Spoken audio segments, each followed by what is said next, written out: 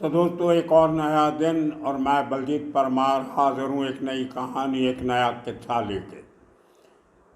आज आपको लेके चलेंगे महाराष्ट्र और उसकी राजधानी मुंबई में, जहाँ पे एक बहुत बड़े भारतीय जनता पार्टी के नेता के ऊपर बहुत गंभीर संकट छाया लग रहा है। ये शख्स जिसने शायद ही मुंबई का, महाराष्ट्र का कोई अपोजिशन लीडर छोड़ा हो जिसके ऊपर इसने कोई ना कोई इल्ज़ाम ना लगाया हो, कहीं करप्शन का, कहीं प्रॉपर्टी हथियाने का, कहीं सरकारी ज़मीन पे कब्जा करने का, कहीं खरीदो फरोख्त का, कहीं चोरी का, रेप का, ये वो कोई ऐसा इल्ज़ाम नहीं है जो महाराष्ट्र के अपोजिशन के लीडर्स के ऊपर नहीं लगाया, दो चार को छोड़ के। और अपने जो इन्फ्लुएंस था ख़ास तौर पे पिछले 10 सालों में, उसमें अपने बयानों में ईडी, एनआईए, इनकम टैक्स और सीबीआई उनके केसेस के ब्यौरा भी दे देता था पब्लिक में। ऐसा ईडी कर रही है, ऐसा सीबीआई कर रही है, उनकी जांच में ये पाया गया, उसकी जांच में वो पाया गया। इस तरीके से लोगों को डराता था। एक हवा बना हुआ था ऑपोजिशन पार्टीज में ये शख्स, और उसका नाम है Kirit Somaiya, ex member of parliament, Mulund में रहता है। उसका बेटा भी बीजेपी का कारपोरेटर रहा है, मुंबई म्यूनसिपल कॉरपोरेशन का, जो आजकल उसकी मियाद ख़त्म हो चुकी है, तो वो नो मोर अ कारपोरेटर। और इतनी दुश्मनियाँ लोगों के साथ पाल के रखी थी कि आज वो शायद सब दुश्मन बहुत खुशी मना रहे होंगे जब किरीट सोमैया के ऊपर अश्लीलता के चार्जेस लगे।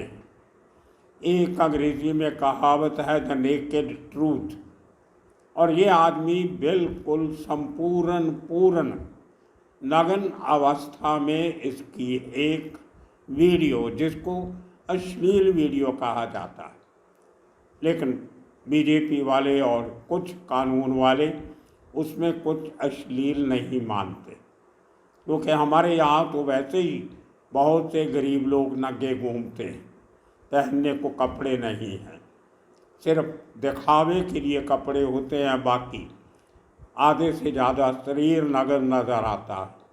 आदिवासी एरियाज़ में बेचारी हमारी माएँ बहनें, औरतों का भी यही हाल है, एक ही कपड़े से पूरा बदन ढका होता है, क्या छुपाएंगी बेचारी और क्या ढकेंगी, इस किस्म के हालात हैं।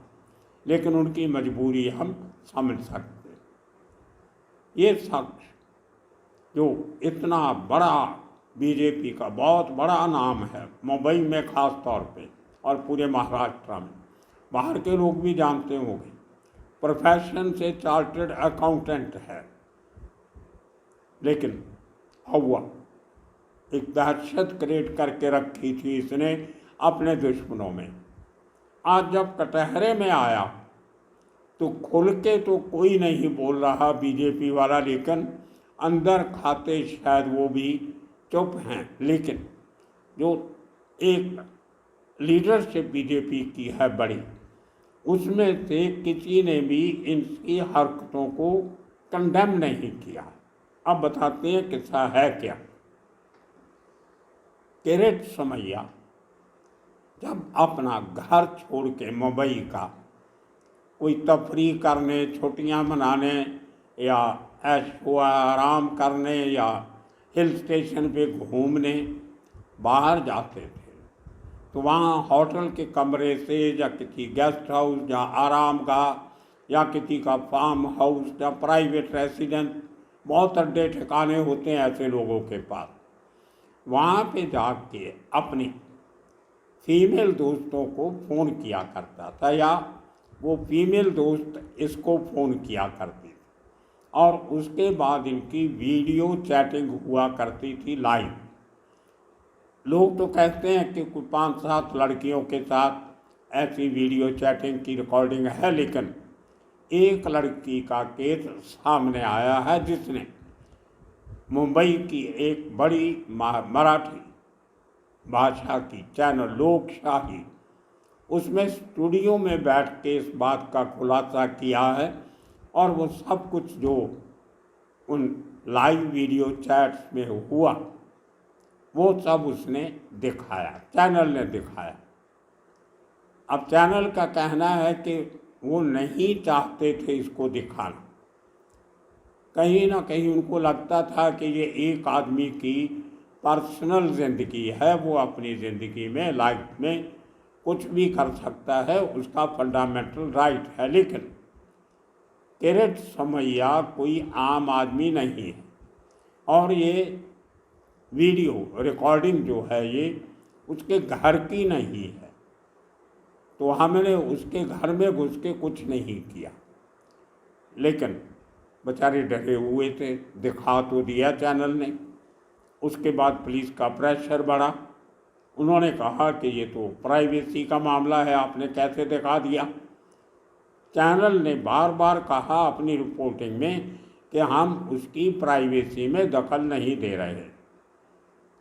मुझे थोड़ा अजीब भी लगा, क्योंकि ये शख्स ने जो इस पूरे ऑपरेशन को, जो टेलीविज़न न्यूज़ रूम में चल रहा था स्टूडियो में, उसको जो दिखा रहा है, हम एंकर कह देते हैं, जहाँ एडिटर उस चैनल का, उस शख्स का नाम है कमलेश सुतार।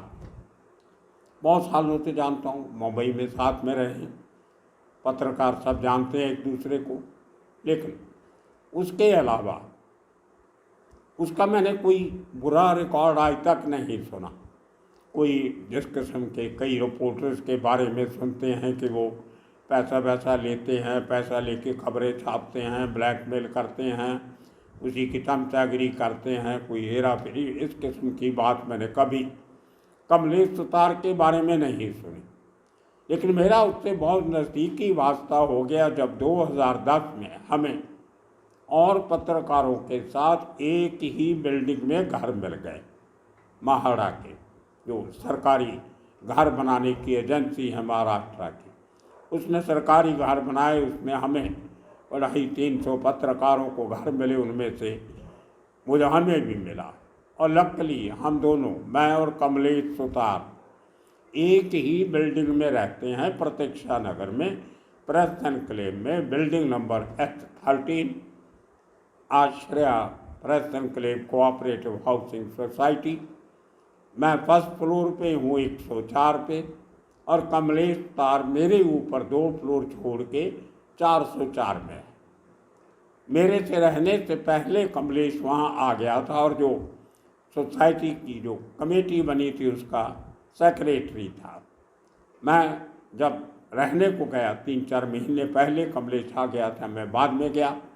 तो जब अपने उस नए घर की कुछ अदला बदली करनी पड़ती है, अपने तरीके से फर्नीचर बनाना होता है, कुछ टाइलें चेंज करनी है, कुछ सब, तो कमलेश सुतार ने, एक कमेटी ने फैसला किया था कि 5,000 रुपया आप जो घर की इंटरनल रिपेयर करने से पहले सेक्रेटरी के पास जमा करवाओगे, ताकि अगर किसी कॉमन फैसिलिटी का नुकसान होता है उसका मुआवजा भरा जाए। तो मैंने एक 5,000 रुपया के लिफाफे में डाल के कमलेश सुतार के घर पे रख दिया और अपने घर का काम करवाया। अब खर्चा ज़्यादा हो रहा था, पैसे थे नहीं, तो हर महीने जो सैलरी आती थी मेरी और मेरे बेटे की, उसमें से हम लोग हर महीने 50,000 रुपया खर्चा करके काम करवा लेते थे। हफ्ते महीने में 10 दिन, फिर काम बंद कर देते। तो 6-7 महीने लग गए वो काम करवाते। उसके बाद काम ख़त्म हुआ। मैंने कहा भैया मेरा काम ख़त्म हो गया, कोई आपको शिकायत है तो बताइए, नहीं तो मेरा 5,000 रुपये वापस कर दीजिए। तो कमलेश ने वही लिफाफा जो मैंने 7-8 महीने पहले दिया था, वही लिफाफा उसी तरह बंद मुझे वापस कर दिया।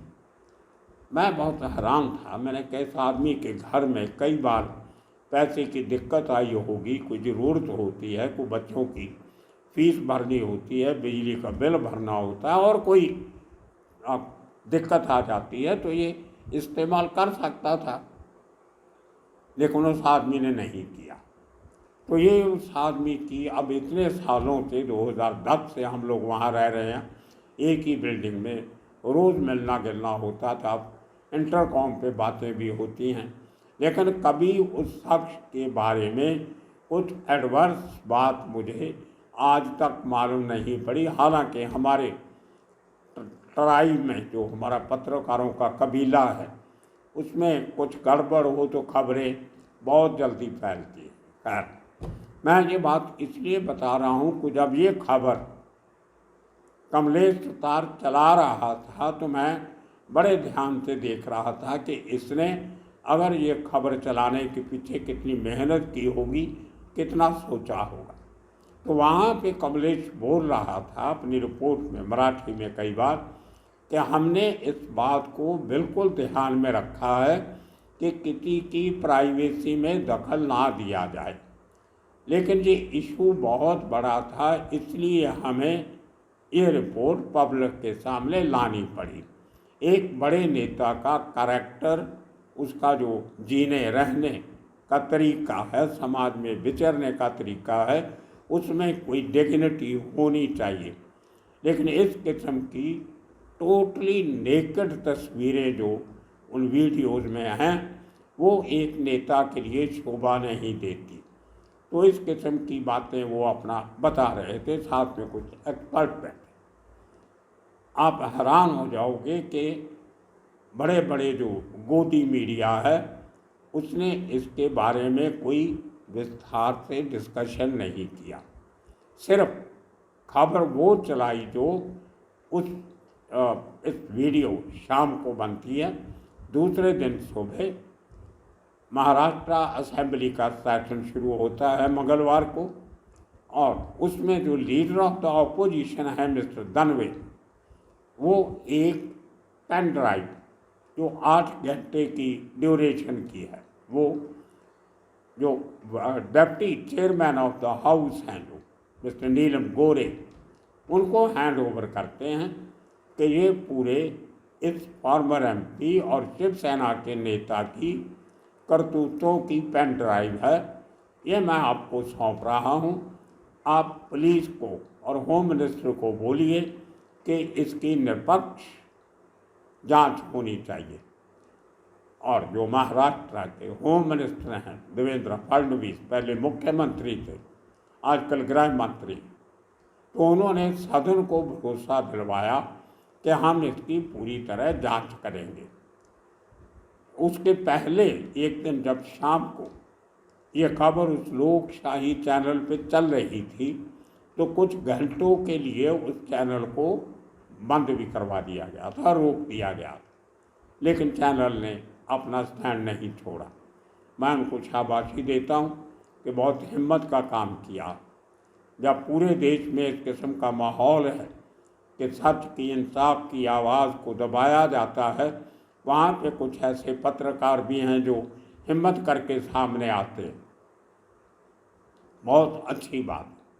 लेकिन मुझे डर था कि गोदी मीडिया का इतना बड़ा अमला फैला, कहीं कमलेश सुतार के पीछे नहीं लग जाए, क्योंकि उनको अच्छा नहीं लगेगा कि एक महाराष्ट्र की लोकल और छोटी चैनल, जिसको अपने हिसाब से जो छोटी चैनल कहते हैं, उसने इतना बड़ा एक्सपोज कैसे कर दिया। उसमें 2 बातें आती हैं। एक तो गोदी मीडिया बीजेपी के इमेज को बरकरार रखता है, उनको सैकड़ों करोड़ों रुपए के इश्तेहार सिर्फ इसीलिए दिए जाते हैं कि उनकी चैनल पे बीजेपी का नेगेटिव रोल या नेगेटिव इमेज पब्लिक के सामने नहीं दिखाना, पॉजिटिव दिखाना। अब इस किस्म की खबर वो मीडिया तो दिखाएगा नहीं। उन्होंने एक तरीका सोचा, खबर अब मिस भी नहीं कर सकते, यह पत्रकारिता की मजबूरी है। उन्होंने बार बार एक चिट्ठी दिखाना शुरू कर दिया जो किरीट सोमैया ने deputy chief minister come home minister Narendra Fadnavis को लिखी, और वो भी ट्विटर पे। कोई लेटर उन्होंने पर्सनली जाके नहीं दिया, ट्विटर अकाउंट में डाल दिया होम मिनिस्टर के कि प्रिय देव फडणवीस, आप इसकी इंक्वायरी कीजिए, मुझे कुछ छुपाना नहीं है। छुपाना क्या है, वो नेकेड ट्रूथ तो सबके सामने आ गई थी, उसके बाद क्या छुपा सकते हैं। तो आप इसकी इंक्वायरी कीजिए, ये एक पॉलिटिकल मोटिव है मुझे बदनाम करने का। असेंबली सेशन शुरू होने के एक दिन पहले ये एक्सपोज किया गया है, इसके पीछे कोई गहरी राजनीतिक साजिश है। आप इसकी इंक्वायरी कीजिए, इसकी ऑथेंटिसिटी देखिए कि ये सही है कि गलत। अब देखिए, ये मोदी मीडिया ने बार बार वो चिट्ठी दिखाई उसकी स्क्रीन पे, और जितना यूट्यूब पे और गूगल पे इसकी कवरेज नज़र आती है उस सब में वो चिट्ठी और वो उनकी जो ट्विटर पे जो एक पोस्ट डाली हुई है खाली वो दिखाई जा रही। आज पूरा मीडिया चुप था, क्योंकि कल ही मुंबई पुलिस की क्राइम ब्रांच ने एक चिट्ठी लिख दी लोकशाही चैनल को कि आप वो पूरी जो पेन ड्राइव है या सीडी है जो भी आपके पास है वो हमारे हवाले कीजिए। भाई साहब, जब एक पेन ड्राइव हाउस में जो अपर हाउस है महाराष्ट्र असेंबली का उसमें दे दी गई है, डिप्टी चेयरमैन के पास है, आप उनसे ले क्यों नहीं लेते? वहाँ से लेके देख के शुरू करो।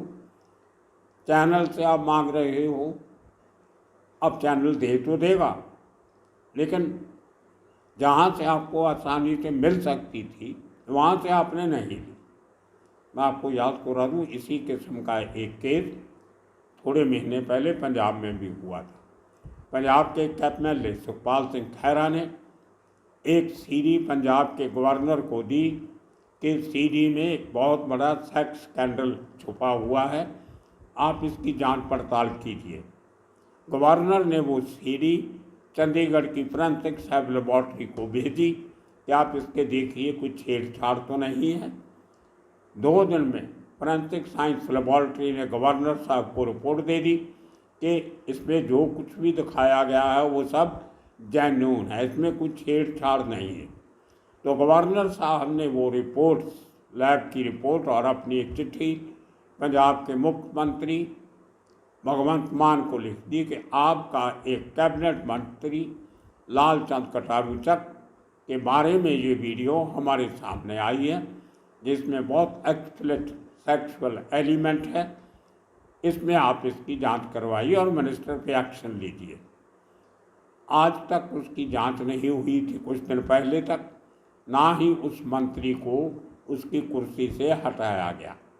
अब इस महीने की 11 तारीख को वो लड़का जिसके साथ वो वीडियो थी उसने जो कंप्लेंट की थी national commission for scheduled tribes and scheduled caste, उसमें उसने इसी महीने की 11 तारीख को, आज से 7-8 दिन पहले, अपनी वो कंप्लेंट भी वापस ले ली। अब कैसे वापस ली होगी ये गरीब लड़का, एक मंत्री के साथ कैसे लड़ सकता है? खैर, वो विषय है अपने आप में। लेकिन मंत्री जी आज भी कुर्सी पे बैठे हैं। इतना बड़ा स्कैंडल होने के बाद भी, गवर्नर की रिपोर्ट के बाद, लैब से रिपोर्ट सही पाने के बाद कोई एक्शन आम आदमी पार्टी ने उस मंत्री पे नहीं लिया। उसी किस्म की बात महाराष्ट्र में होने जा रही। अब ये किरण समैया जब छुट्टियां मनाने मुंबई से बाहर जाते थे, उस होटल रूम से अपनी जो फीमेल फ्रेंड्स हैं उनको वीडियो कॉल करते थे, और उसमें, जिसको आप सबको पता है, बहुत से फ्रॉड भी होते हैं, क्रिमिनल केसेस भी हुए हैं, ब्लैकमेलिंग भी हुई है, एक्सटॉर्शन भी हुई है।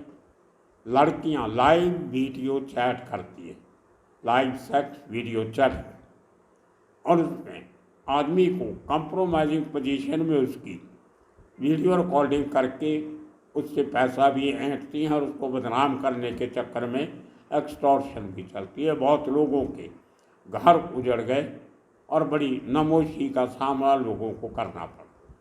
उसे किस्म की लाइव सेक्सुअल वीडियो चैट किरण समैया ने कुछ लड़कियों से की। सोर्सेज कहते हैं कि ऐसी 5 से 7 लड़कियां हैं जिनकी पूरी रिकॉर्डिंग इस चैनल के पास पहुंच गई, जिसकी लंबाई 8 घंटे की बताई जाती।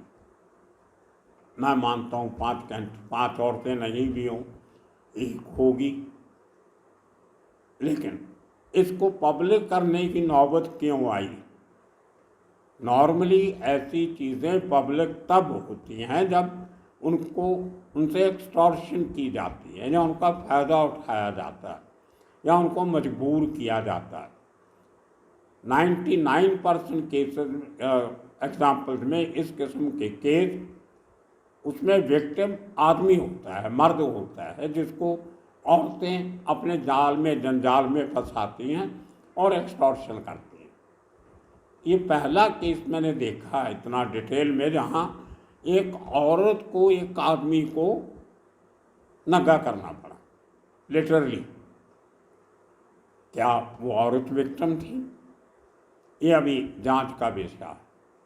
लेकिन बात यहाँ ख़त्म नहीं होती। अब बहुत से बीजेपी के लीडर जो अपने आप को पार्टी विद अ चेंज, स्कूलों वाले, धर्म काज नाम धर्म उसको मानने वाले, और उनका अपना एक बड़ा लीडर इस किस्म के काम करता है, उसको ये करके कह के आप चुप रहो कि ये तो उसका निजी मामला है। भाई साहब, निजी मामला तब तक होता है जब तक वो बंद कमरे में रहे। मैं सहमत हूँ इस बात से। हर आदमी को हक है, अपने घर में कुछ भी कर सकता है, नंगा घूमे, जो कपड़े पहन के घूमे, जो कुछ भी करे, उसकी पर्सनल लाइफ, उसमें दखल नहीं होना चाहिए।